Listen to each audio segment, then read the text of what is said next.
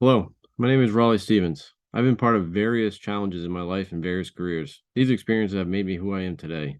What I bring to the table is adaptability and professionalism with a keen eye of attention to detail. I started my journey off with the military at the age of 21, joining the Maine Army National Guard as a military police soldier. Later, I deployed to Afghanistan from 2011 to 2012. Once I returned, I transitioned back to my civilian life and joined the Maine Department of Corrections as a correctional officer. I enjoyed my time with the MDOC, but I have a strong passion in the automotive industry and auto body and refinishing. I changed careers and became a collision estimator, which I've excelled in. I always liked trying new things and found an interest in technology. I wanted to learn web development, and that's where Savvy Coders came into play. I found this boot camp by looking up the vet tech program that the VA has, and I decided to take a new challenge to not only better myself and learn a new skill, but to also help my current employer grow as a business. For my capstone, I wanted to center it around improving the business and currently at the body shop. At the body shop, we have about a 30% return rate on our physical survey forms. Those surveys forms are to grade the shop's performance at the end of the repairs. I created a single web application that implemented a digital survey. This will not only increase our rate of return, but give a better insight on how the body shop is doing based on the CSI average scores. This will also save coworkers time by not having to do manual data entry and analysis. This will also help us uncover hidden trends, identify customer preferences, and make data-driven decisions that drive the business forward. Before we learned any type of coding, we did learn the agile methodology. Agile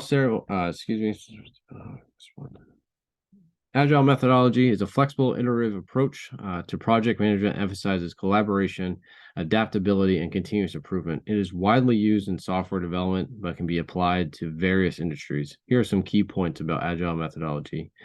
The iterative approach, customer collaboration, prioritization, and incremental delivery.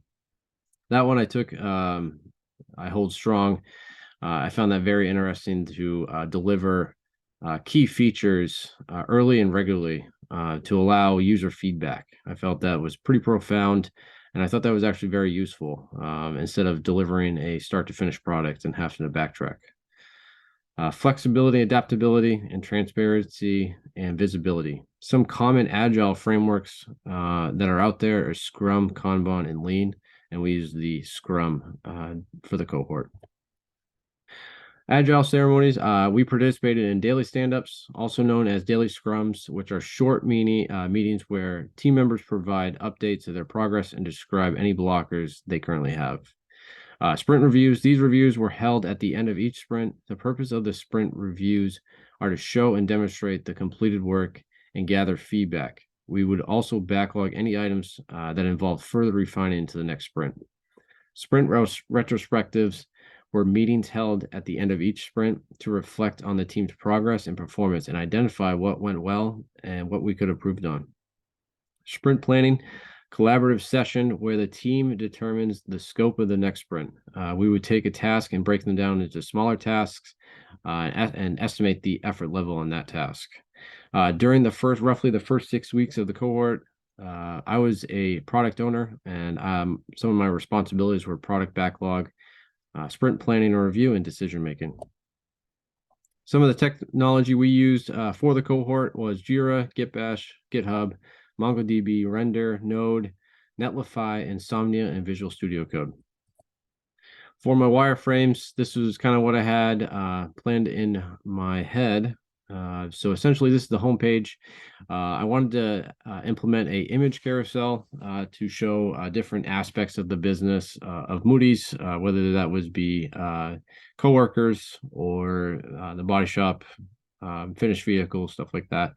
The description of website was going to be essentially my elevator pitch and what the web application was going to be about. For my About Me page was essentially going to be pretty similar. I wanted to implement an image carousel just for different various stages of my life, whether that was military, corrections, auto body, and then the description about my life is what I already talked about in the beginning of the presentation. For the contact page, this was going to be more business related. I wanted to kind of make it like essentially what a website would have for a business. The contact message or contact me, I did implement with FormSpree, and it does work functionally, which I will show you. I also implemented a MapQuest API that shows the location of the body shop that I currently work at, and the first body shop that started for Moody's in the state of Maine. For the survey, essentially, the first 6 questions of the survey are a 1 through 10. 10 is excellent, 1 is unsatisfactory. These first 6 questions are the most important on the survey. Each question kind of represents a different coworker in the business. For instance, the grading at first arrival is for the CSRs.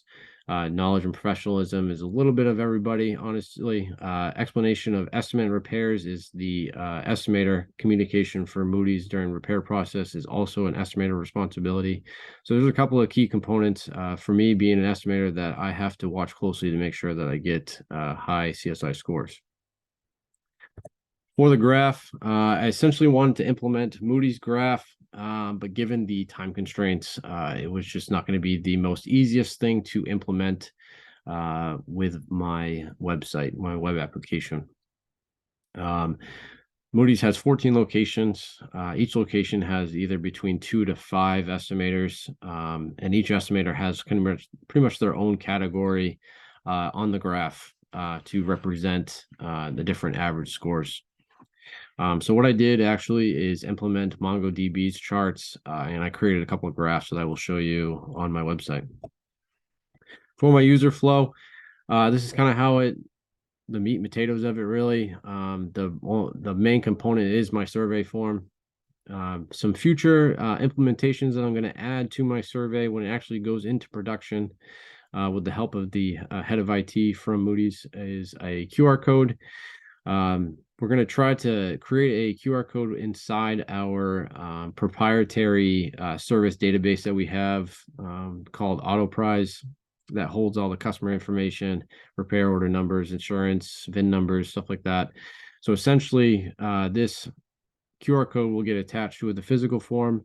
The user or customer will scan it with their phone. It should have all that preliminary info pre-populated. So all they have to do is fill out the survey form, hit submit, and it'll go to the appropriate location. Another aspect that I need to implement a little further is a mobile survey.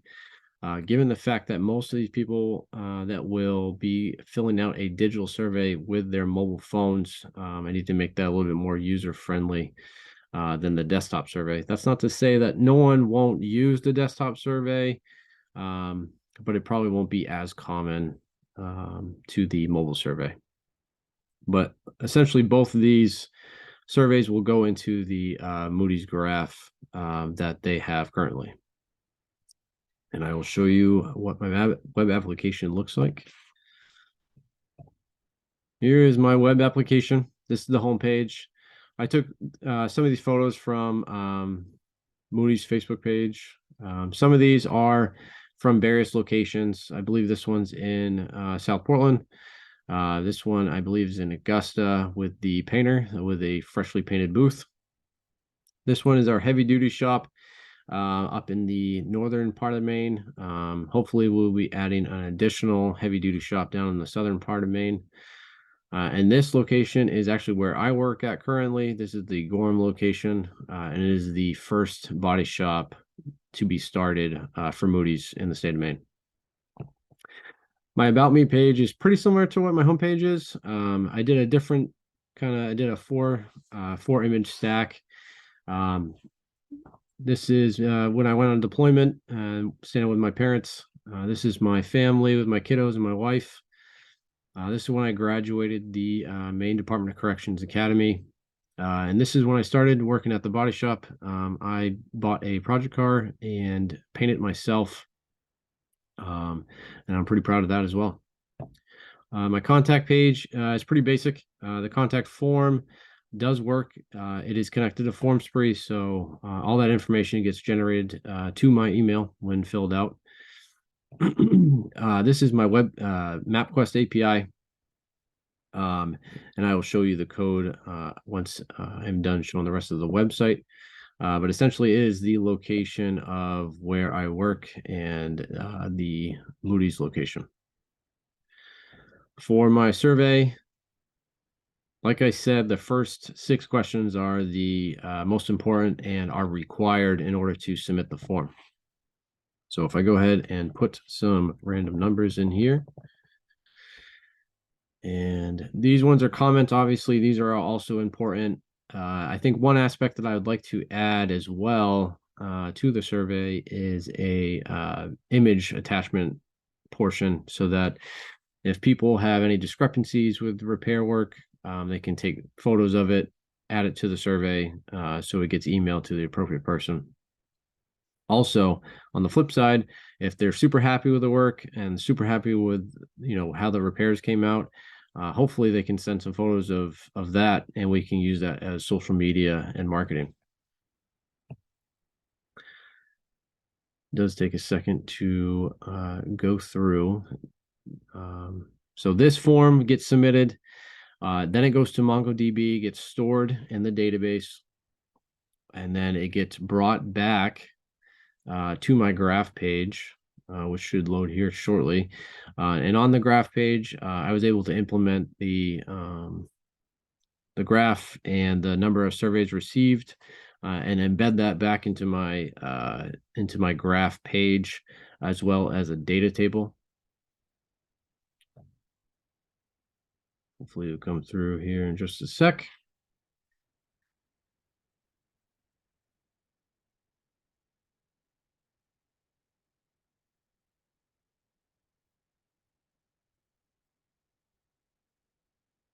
Every time I've done this, it always seems to take about 30 seconds or so, and I seem to submit about 3 surveys every time I do it.